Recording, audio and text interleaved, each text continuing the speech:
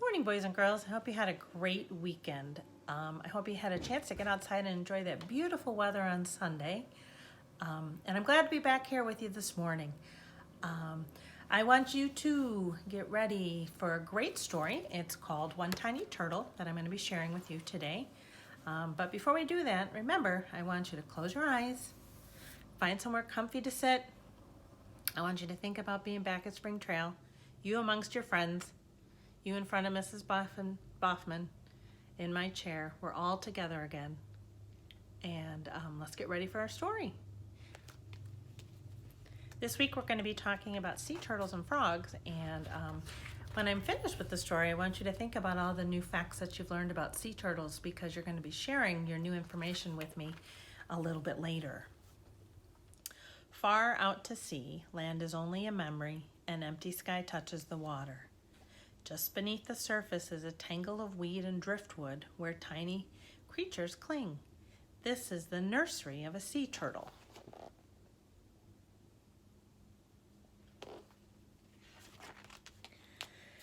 Passing in a boat, you might not notice the turtle. Not much bigger than a bottle top, she hides in the green shadows. She's a baby, so her shell is soft as old leather. Just a little fish bite could rip it open, but the turtle is safe in her world of weed and snaps her beak in tiny crabs and shrimps. Turtles have shells that cover their backs and shells that cover their stomachs. The shells are made from bony plates that get bigger and harder as the turtle grows.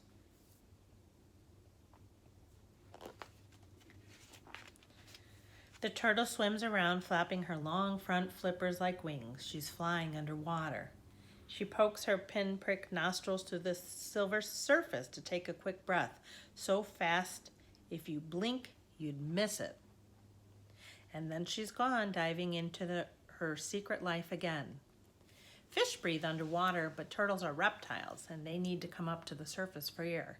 They do this every 4 or 5 minutes when they're active, and when they're asleep, they can stay underwater for hours.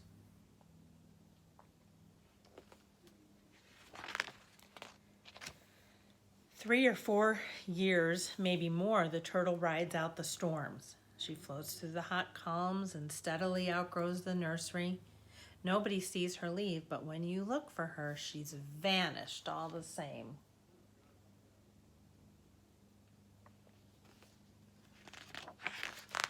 A year or two later, she turns up close to land, bigger than a dinner plate now. She's not a fish snack anymore. Her shell is hard as armor. Her head is as tough as a helmet. She's grown into her name, the loggerhead. She's come up to eat crabs. Millions swim up from deep water to breed in the shallows. Their shells crack as easily as hen's eggs in their heavy jaws. But in a week, the feast is over, and the loggerhead disappears again.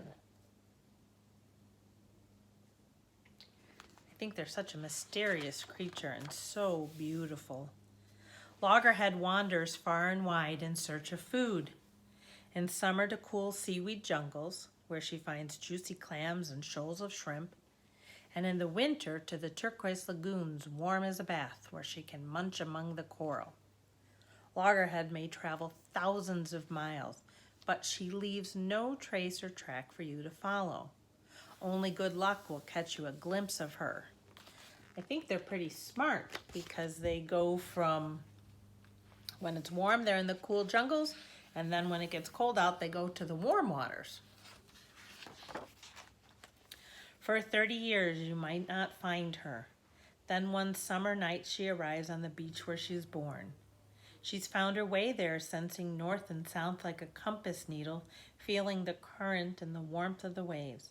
She remembers the taste of the water here and the sound of the surf. I just find that fascinating that 30 years later, they make it back to where they were born. 30 years is a very long time. Loggerhead has grown in her wandering years.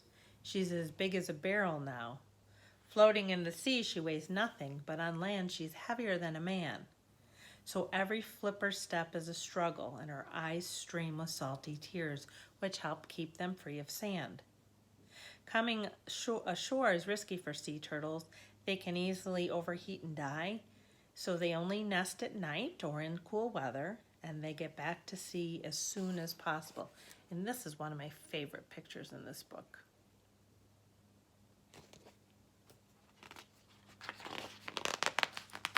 Loggerhead makes her nest where the sea won't reach. Scooping carefully with her hind flippers, she makes steep, deep hole. Inside, she lays her eggs like 100 of squidgy ping pong balls, and afterwards she covers them with sand and to hide her nest from hungry mouths.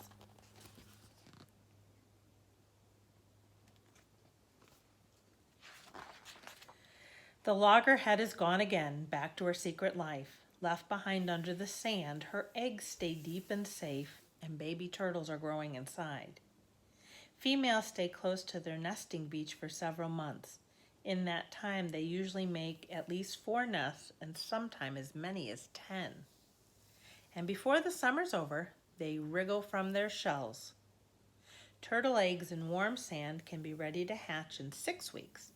If the sand is cool, they can take 3 weeks longer. So how long does it take those eggs in the cooler sand to hatch? Above them on the beach, 100 eyes watch on the lookout for a meal. So the hatchlings wait until night. Then they burst through the sand and skitter toward the sea. The horizon, where the sea meets the sky, tells the baby turtles which way to turn to get to the water. But street lights and buildings next to the beach can confuse them and make them go the wrong way.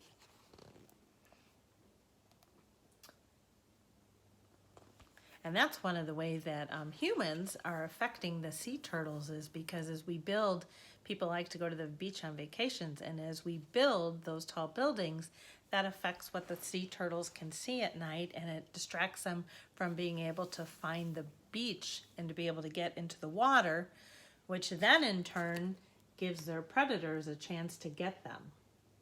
And so we talk all the time about how what we do affects the animals and our environment, and this is one way, and we don't always think about those things. In the dark, claws and beaks and grabbing paws miss only one turtle. One day she'll remember this beach and she'll come back. But now she dives under the waves and swims and swims and swims out into the arms of the ocean.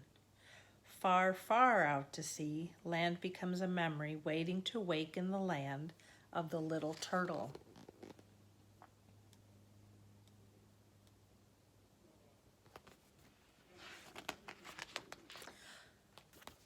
I hope you enjoyed the book today. I think it's a good one. There's some great facts about sea turtles here, and I like the message that it kind of talks to us about how things we do as people affect different animals, and how sometimes we need to stop and think about the choices that we make. And I know we talk about making good choices all the time in school, and so we need to think about making good choices in our environment as well. Hope you guys enjoyed the story as much as I did. Think about those new facts, and you're going to share those some new learning with me later. I hope you enjoyed it. Remember that I miss you a lot, and that I will always love you. Have a great day.